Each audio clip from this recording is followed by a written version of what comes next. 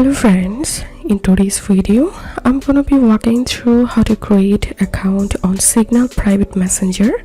But before getting started this video, make sure to subscribe. How to do it: so open your Play Store and search here Signal and tap on Signal private messenger. Tap on install.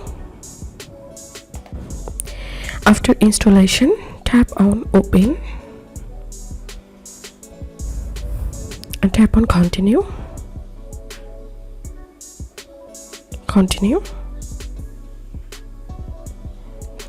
And make sure to give allow.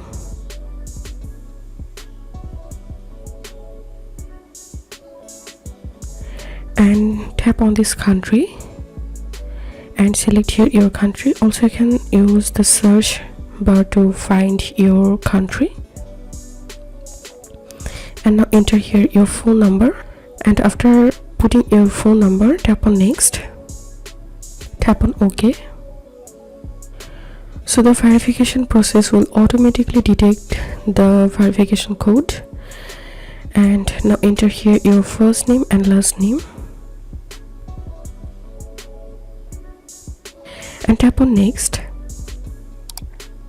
And now create a PIN at least 4 digits. Tap on next, re-enter the PIN, tap on next.